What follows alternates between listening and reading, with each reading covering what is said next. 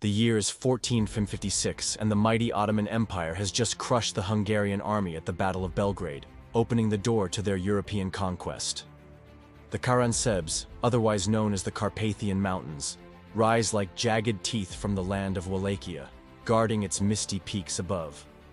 Within their shadows lies a domain caught in the crossfire of two empires. To the west lies the fading Christian kingdoms of Europe, and to the east, the rising sun of the Ottoman Empire. And between them stands a man whose name will echo through history as a symbol of horror and intrigue: Vlad the Impaler. Vlad Tepes was born into a royal lineage in Sighisoara, Transylvania. His father, Vlad the Impaler, served as a vassal to the Kingdom of Hungary and sought to defend his people against the growing Ottoman threat. But when Vlad the Impaler was summoned to meet with the Hungarian nobles, he was betrayed and assassinated. This left young Vlad and his younger brother Radu as pawns in the turbulent game of medieval politics. Their mother, Princess Silica, desperately tried to shield her sons from the treacherous currents of the courts. But the turbulent winds of fate had other plans. When Vlad was just 12 years old, Sultan Murad II of the Ottoman Empire cast an eye on Wallachia and demanded that the young prince and his brother serve as hostages in the Ottoman court until such time as Wallachia came under direct Ottoman rule. Soon enough, the brothers arrived in Edirne, the Ottoman capital, where they were held captive. This was no ordinary prison. For here in the heart of the empire, Vlad and Radu were subjected to a carefully calculated process of cultural assimilation and political indoctrination. They were taught the intricacies of Ottoman culture, including their religion, customs, and language, a strategy designed to forge potential future allies and break any will for rebellion. While Radu embraced this new world, making it his own, and ultimately becoming a formidable ally of the Ottomans, Vlad remained defiant. Instead of embracing his captor's culture, he hated it, plotting and waiting for his chance to strike back. Those 5 years of captivity would become the crucible that shaped Vlad the Impaler, turning him into a leader willing to do anything to regain his freedom and protect his homeland. From the darkest depths of captivity, a plan began to form.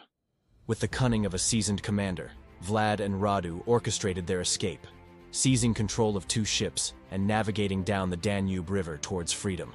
But their journey was fraught with peril. An Ottoman fleet commanded by none other than Sultan Bayezid I himself intercepted them. During the ensuing battle, Vlad demonstrated remarkable leadership, successfully defending his ship, but ultimately forced to flee on foot as his vessel was captured. Despite facing tremendous odds, Vlad managed to escape, finding refuge in Hungary. It was here that he began crafting a path to reclaim not only Wallachia, but avenge his father's death as well. As Vlad honed his skills in the art of warfare in Hungary, the stage was set for his return to Wallachia. In 1448, with the backing of King Louis the Posthumous of Hungary, Vlad launched a military campaign to seize his birthright. By 1449, his efforts paid off. He had reclaimed the throne of Wallachia and assumed the title of Vlad the Impaler. But his victory was short-lived. In 1456, the same year that the Ottoman Empire conquered Constantinople, one of history's most iconic cities, Vlad found himself ensnared in a political struggle within Wallachia. Faced with opposition from both within and outside his domain, Vlad made a desperate move. He turned to the very empire he had rebelled against and pledged allegiance to Sultan Mehmed the Conqueror, vowing to serve as a vassal of the Ottoman state. However, this alliance proved to be a marriage of necessity rather than loyalty. For deep within Vlad's heart, the embers of resistance against the Ottomans still burned brightly. In 1461, tensions escalated as the Ottomans demanded increased tribute payments from Vlad. Outraged by what he perceived as extortion, Vlad defied expectations and boldly declared war on the empire. His rebellion quickly gained momentum.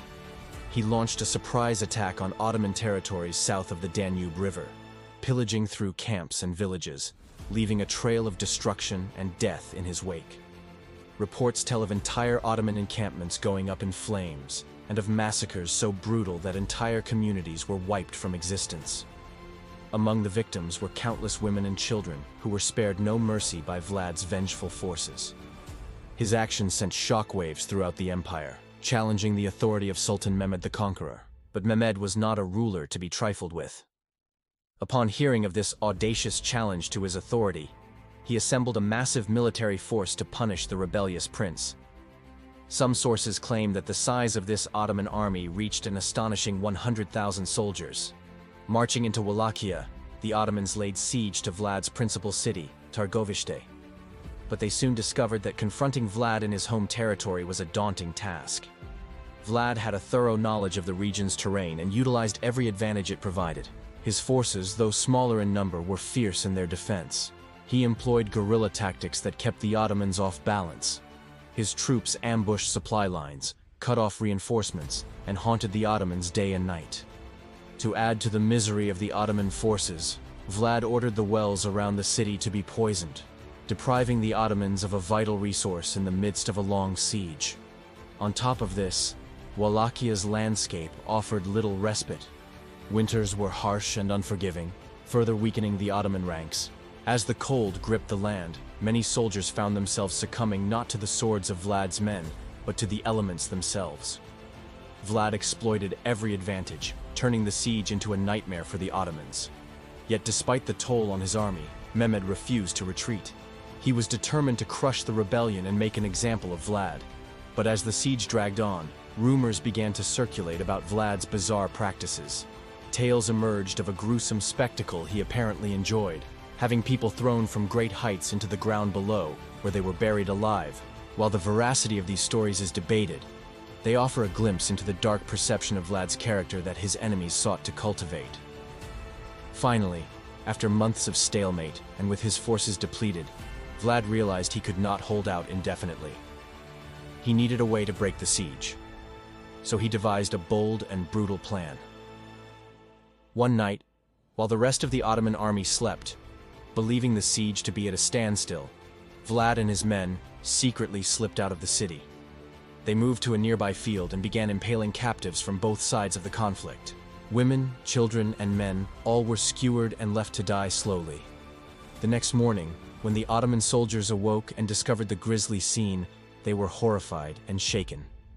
According to accounts, the number of impaled bodies was staggering.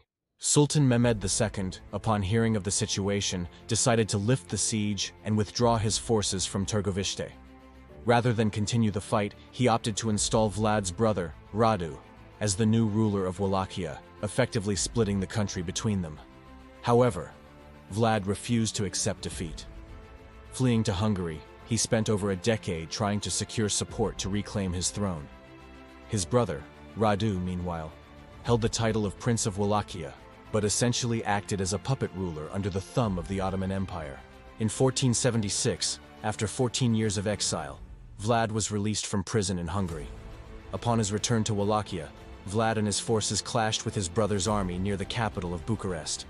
The battle was fierce and bloody, but ultimately Vlad was victorious. He reclaimed the throne, ending his brother's reign. But his second time as ruler was short-lived. A year after his return, Vlad was killed in a battle with an army of Ottomans loyalists and Hungarians near the town of Podul-i-Monte. His head was severed and sent to Mehmed the Conqueror as a trophy, marking the end of Vlad the Impaler's turbulent life. Vlad the Impaler's legacy has been a subject of fascination and debate for centuries. His story inspired the legendary figure of Dracula, forever linking him to tales of vampires and the supernatural. However, separating fact from fiction reveals a complex historical figure. Yes, there were reports of gruesome spectacles during Vlad's rule, but attributing them solely to blood drinking or vampirism ignores the broader context of medieval warfare and beliefs about blood in that era. Ultimately, Vlad the Impaler remains an enigma. His life was a tapestry woven with threads of bravery, ruthlessness, ambition, vengeance, and tragedy. He was a product of his times, a world where survival meant adapting to the ever-shifting tides of power. Though his methods were often extreme, his story serves as a potent reminder of the cost of freedom and the lengths to which one man will go to protect his homeland.